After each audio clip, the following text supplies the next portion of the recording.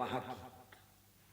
भगवान शिव जी दूल्हा बने, लड़के देख करके गए, गजब हो गया। वो सब डरे डरे अपने घर के कोने में छिपे। लड़कों की मां ने पूछा, लल्ला बारात में गए थे, दूल्हा देख करके आए? लड़के कहने लगे, अम्मा दूल्हा नहीं आवा। कहा दूल्हा नहीं आवा? कहा सुनो कि दुल्हा का बाबा वो मुड़े मोरू धरावा है, और सब कहें कि पहली दुल्हन की यू तेरही गई गए आवा।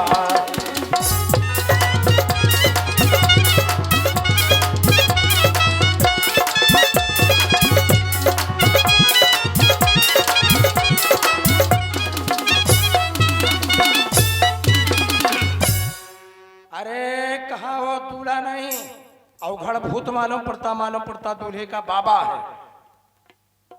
अरे बड़ा भयानक रूप। तो सखियां, ये सखियां जितने थी गौरा जी की, वो गौरा जी से कहने लगे, तुम बहुत व्रत रहती थी, बहुत पूजा करती थी, अरे भवानी गौरा बुढ़ावा है दुल्हा तुम्हारे। भवानी कितना व्रत रहती है? 4 सहस्र पुनि 400 बरस 44 लीन और 4 मास 24 दिन उमा कठिन तप के। इतने दिन शंकर जी को दूल्हा रूप में पाने के लिए तप किया। आज देवियां कहने लगी, ए बहिनी तुम बहुत बरते रहती रहो और दूल्हा बड़ा सुलझ मिला कि बहिनी बुढ़ावा है दूल्हा तुम्हारे उम्र को पार करी। बहिनी बुढ़वा है दूल्हा तुम्हार उम्र को पार तेरी। बहिनी बुढ़वा है दूल्हा तुम्हार उम्र को पार तेरी।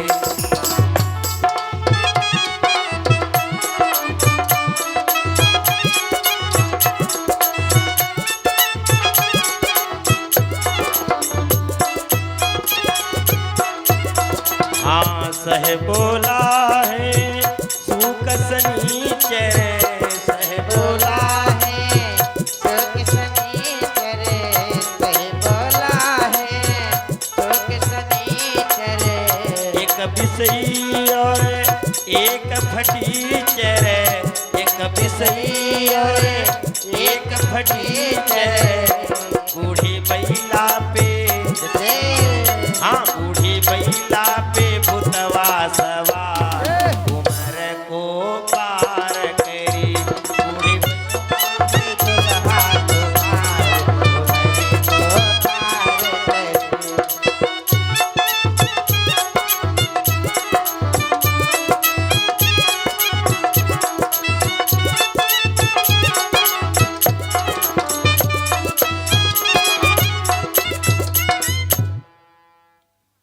शिव जी ने अपना भयंकर रूप दिखाया। भारत वो सब लोग डरे। तो जब नारद बाबा ने पूरा भेद प्रकट किया तो भवानी के साथ विवाह हुआ। अब भगवान शिव जी अपने नंदी पर सवार जब पहाड़ पर आए कैलाश शिखर पर, तो एक दिन की बात, शिव जी नंदी पर सवार तीर्थ पर चले गए और भवानी ने श्रृंगार किया, लिया कमंडल और स्नान करने के लिए जल भरने के निमित्त समुद्र के किनारे आए। तो घटना क्या घटी, बात ध्यान में लाइए। जिस समय समुद्र के किनारे आई तो करी कै सिंगार भरन जल आई। जय हो समुदा की मन भाई, बस तर छोरिया लग धरी दीन हो और मली माली कै गौरा नहाई। माली माली कहे गौरा खूब है नहाई। माली माली कहे गौरा खूब है नहाए। ये कारी कई सिंगार जल भरा न गौराई। कारी कई सिंगार जल भरा न गौरा। तो जब नहाने लगी तो समुद्र ने इनकी सुंदरता को देख करके कहा कि किन की हो तुम सुता सयानी, और कहाँ पर भई सगाई ओ कहा तुम्हारो नाम कहता है और किन के हुक्म से परान जल जाला आई इनके हुक्म से भरान जल आई इनके हुक्म से भरान जल आई करी कई सिंगार जल भरान गौरा आई काली कई सिंगार जल भरान गौरा तो राजा हिमांचल की कन्या हूँ पर्वत पर भई सगाई अरे तहाँ बसे एक जोगी दिगंबर अरे तिनके हुकुम से भरा न जल आई इनके हुक्म से भरान जल आई तिनके हुकुम से भरा न जल आई इनके हुक्म से भरान जल आई कारी कई सिंगार जल भरा न गौराई काली कई सिंगार जल भरान गौरा समुद्र ने कहा कि वही जोगी के कछु नाही है नित मांगे नित खाई अरे आई के बैठो भवन हमारे अरे तीनी लोक के तुम भागव ठाकुराई तेरे लोक के तुम भागव ठाकुराई तेरे लोक के तुम भागव ठाकुराई ये कारी कई सिंगार जल भरा न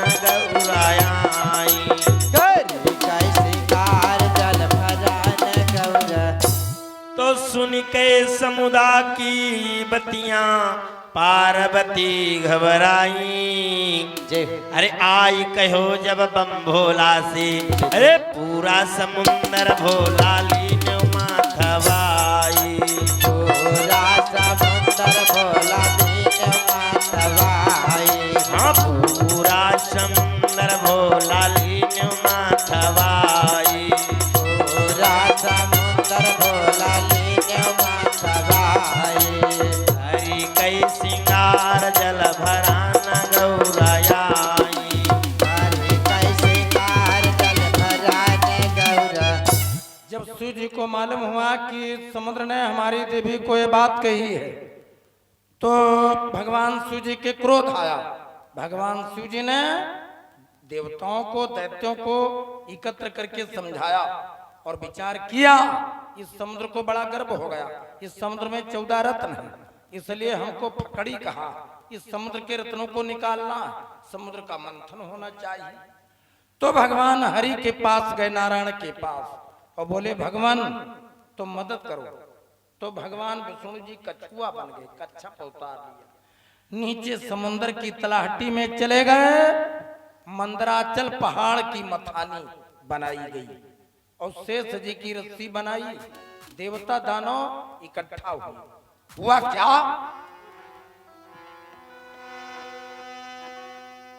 कि मंदराचल की बनी मथानी और शेष की बनी रसरिया और पूंछ की तरफ देवता लागे दानव फन की वरिया।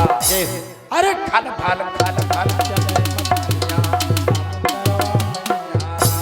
खल फल चल मथनिया समुंदरवा मैया राम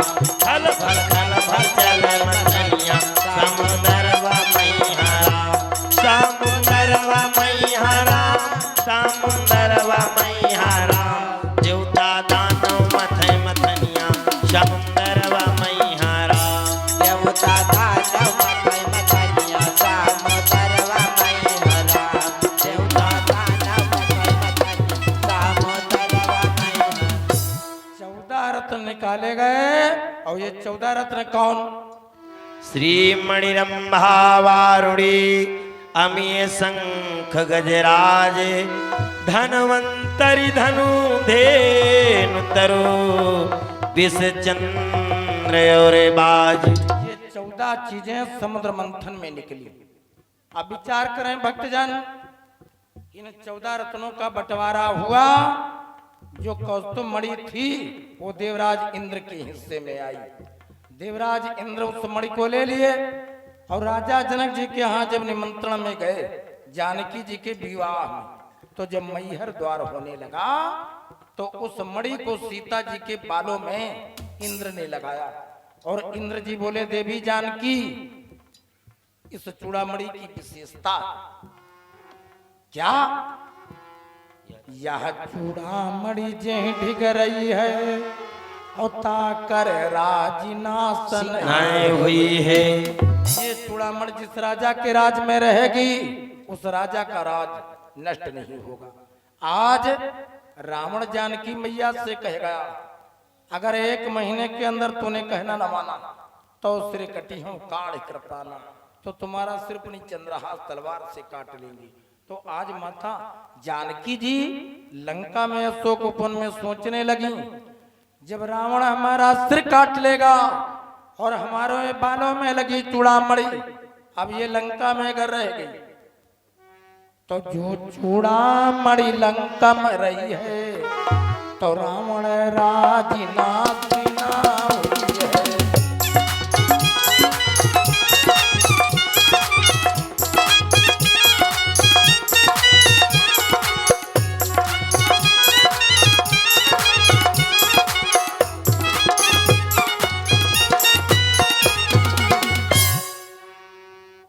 चूड़ामणि लंका में रही है तो रावण राजनासिना हुई है।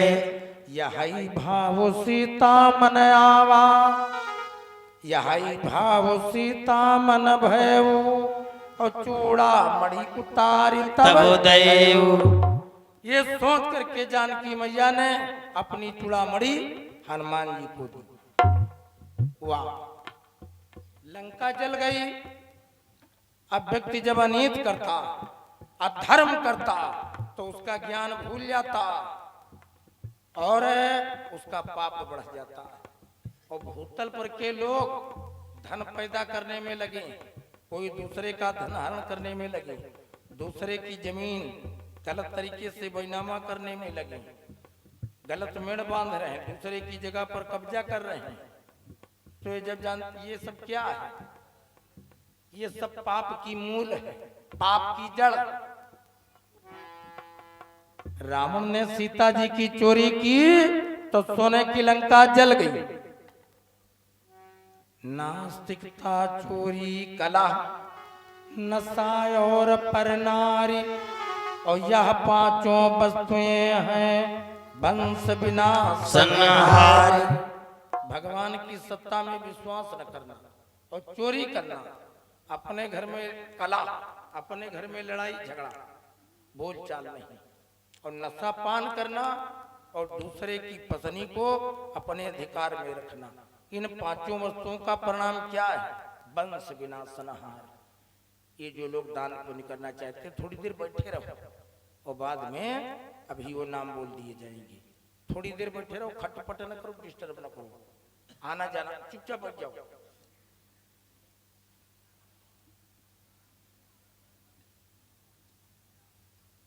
बोली सच्चिदानंद भगवान की जय हो।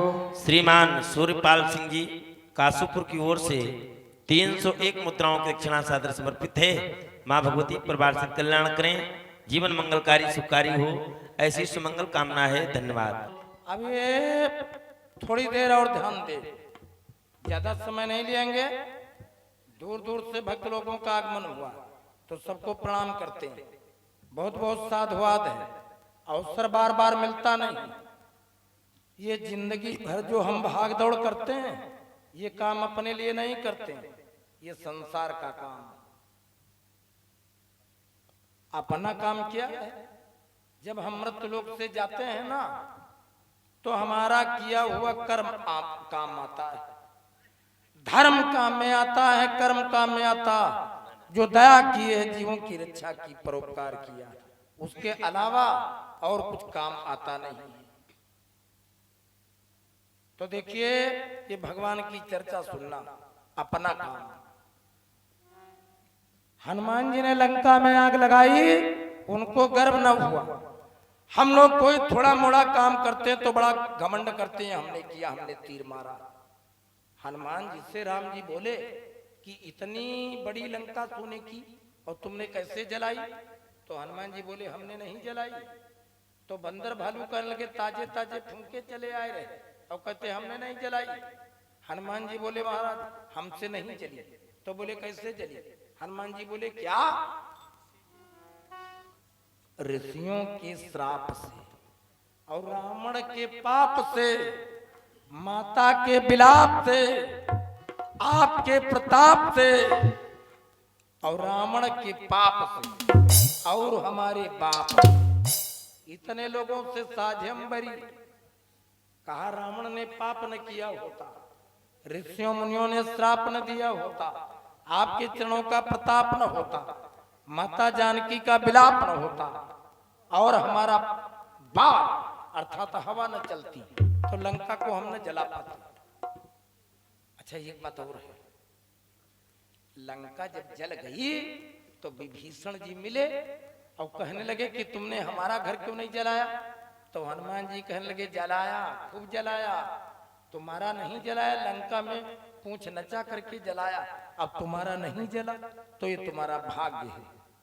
तो बोले भाग्य कहाँ? हाँ हमने तो खूब आग लगाई, नहीं लगाई थी तुम्हारे घर में तो चारों तरफ से हवा में लग जाती, लेकिन तुम्हारा नहीं जला, ये तुम्हारा भाग्य है। जैसे ये गाड़ी में 4 लोग हो, एक्सीडेंट हुआ तो 3 लोग मौके पर मर गए, तुम जिंदा बच गए, तुम्हारा भाग्य है। और हनुमान जी कहने लगे दूसरी एक बात और है, जब हमारी यहाँ पूंछ में कपड़ा तेल लपेटा जाने लगा तो जिन घरों से कपड़ा आया था, तेल आया था, तो उन घरों को प्रसाद बांटना था, तो उनका सबका प्रसाद मिल चुका है। तो तुम्हारे घर से न कपड़ा आवा न तेल हुआ, तो जब तुम्हारे घर से कोई चंदा नहीं आवा तो प्रसाद तो हम नहीं बांटे ना।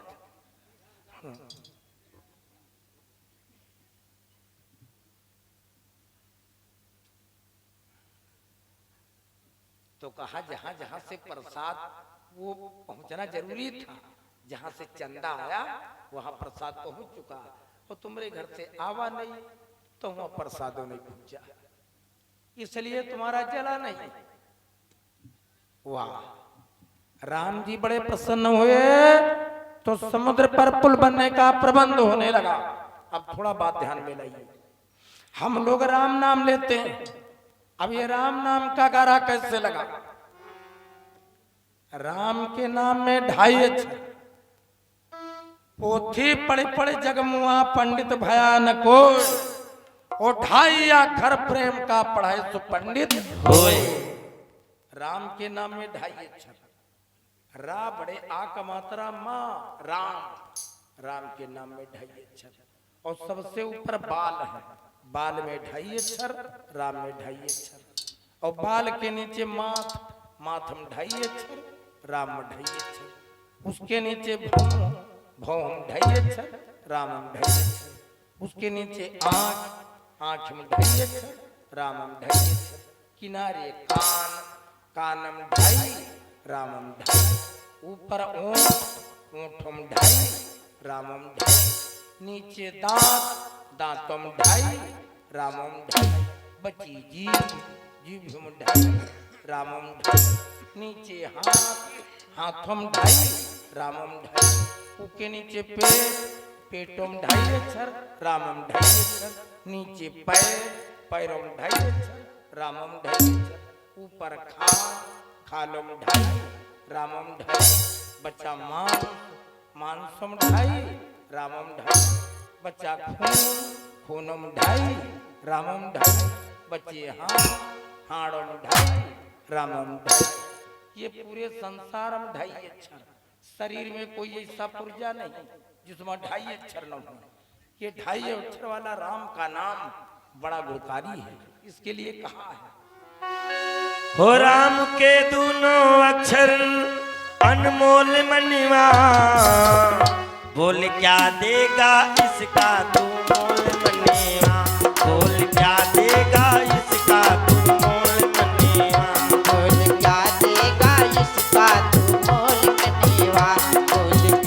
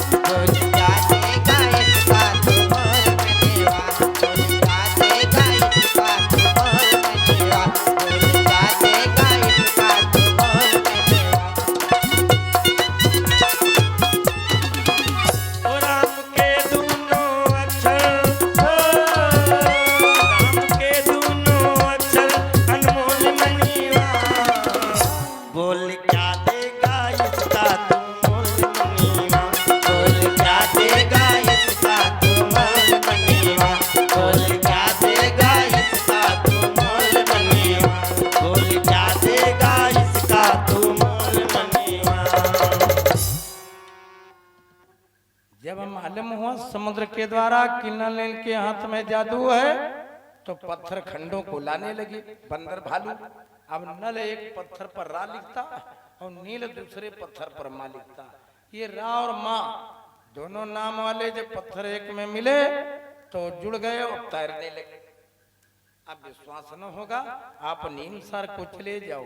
चक तीर्थ के दक्षिण दिशा में वो एक महात्मा जी का आश्रम है और वहां पर एक टैंक में 70 किलो की, 75 किलो की, 40 किलो की, 45 किलो की, 15 किलो की पत्थर आज उतराते हैं। और नल नील के हाथ की शिला है, इतने खुरदरे हो गए और देख करके पता चलता कितने पुराने। आप लोग देख सकते हो हमारे नीमसार में, सीतापुर में ये जो नैमिषारण तपोस्थली है 88,000 ऋषियों मुनियों की, उसमें आप जाकर के देख सकते हो। नल एक पत्थर पर रा लिखता और दूसरे पत्थर पर नल नील माँ लिखता।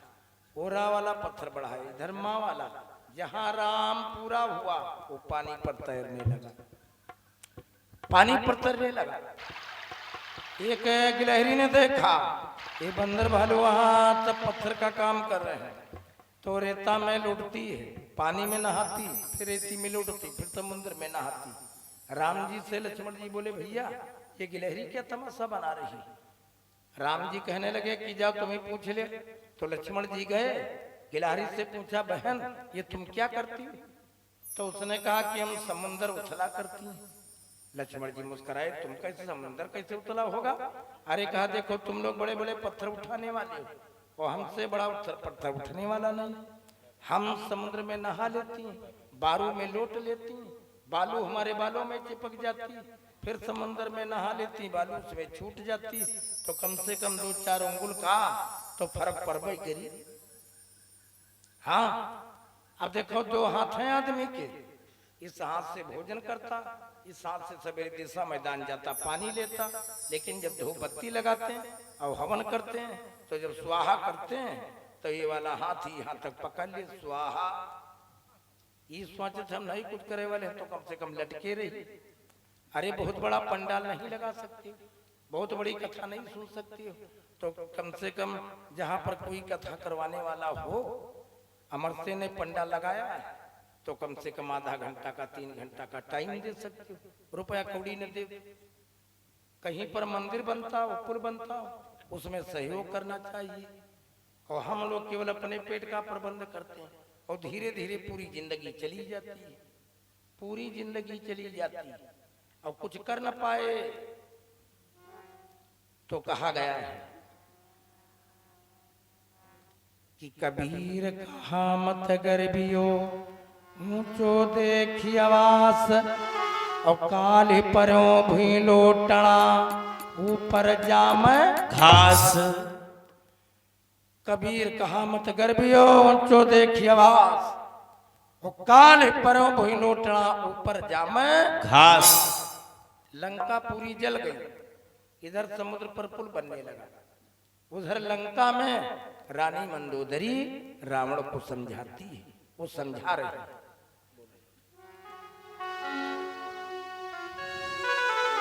बोली सच्चिदानंद भगवान की जय हो। कि सारे जग के नाथ कहाएं उनसे न बैर बढ़ाओ, तुम्हें क्या हो गया है, तुम्हें क्या हो गया है, तुम्हें क्या हो गया है।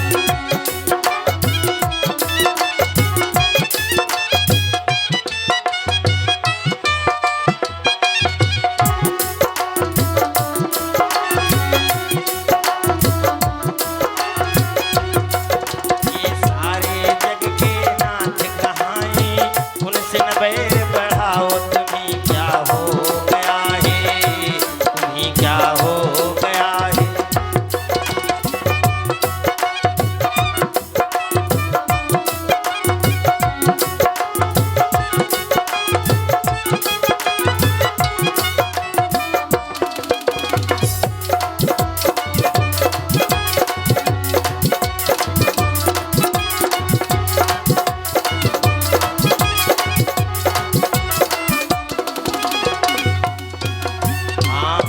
तेरी बहनिया गई बन के दुल्हनिया उनके पास हो।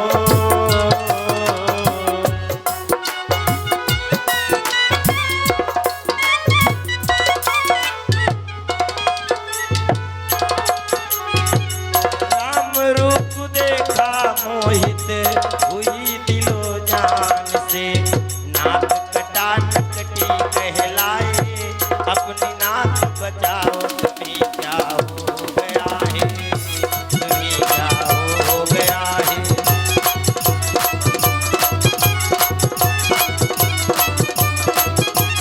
बालम तेरी समझ न आए उनसे नरार बढ़ाओ, तुम्हें क्या हो गया है, तुम्हें क्या हो गया है।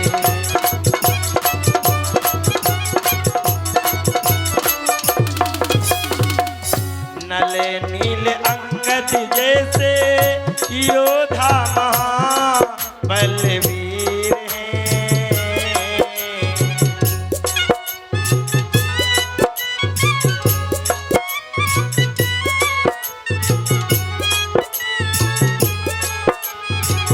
एक से एक महाबलधारी महारणधीर हैं। पूरी लंका है ये पूरी लंका भस्म हुई है, अपनी जान बचाओ, तुम्हें क्या हो गया है, तुम्हें क्या हो गया है, तुम्हें क्या हो गया है।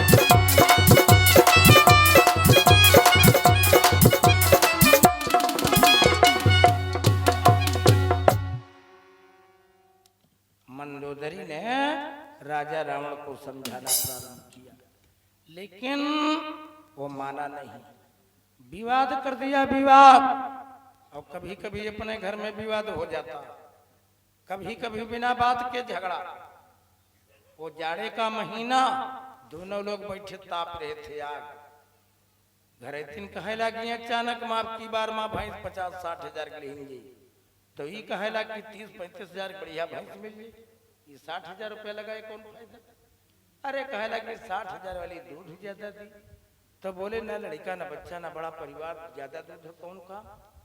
अरे कहे लगी तुम हूँ 50-60 हजार वाली भैंस हुई 12-15 लीटर दूध दी, तो कहे लग ज्यादा दूध कौन का। कहे लगे कि 5 लीटर दूध हाक दिया, तो चोकर का खरी का भूसा कर खर्चा नहीं करिए। तो कहे लगे और बची, तो कहीं घर में रही, चाय बनाई, खीर बनाई, फावा बनाई। अरे कहीं तो हूँ फिर तमाम बची, तो कहे लगे अब की बार हमारे भैया भैंस नहीं खरीद पाई नहीं, 4-5 लीटर हुआ पठाई। इन खुश हो गए, कहे लगे ऐसा है ब्याचा न जी, जब ससुराल जा तो 3 किलोमीटर साइकिल और बढ़ा दिया, 3-4 लीटर हुआ पहुंचा दिया। कहे लगे हुआ न जी, चारा पानी हम कही, गोबर हम उठाई, दूध ही खाए, बड़ी चिकनी हुआ न जी, ई कहाँ जाई, ई कहाँ न जाई। इन्हें करे आएगा बताओ, कहे लगे हुज्जत ज्यादा करो, मारो खा दियो, 3 थप्पड़ लगा दिए।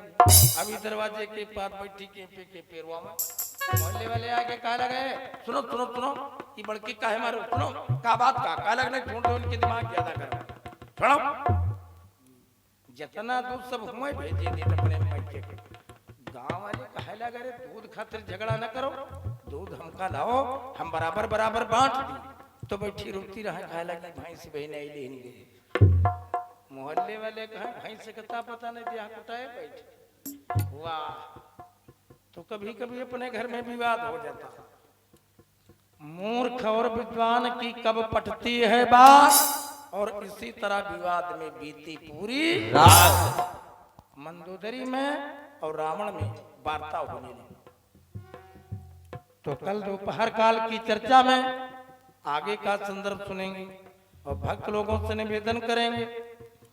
श्रीमान अमरसेन भगवत प्रेमी जी ने ये आयोजन किया है, इस आयोजन में आप लोग समय दान देना। तो चलते चलते माताओं बहनों की तरफ से निवेदन हुआ था, ये गीत सुना दीजिए और फिर आरती और प्रसाद वाणी को विराम।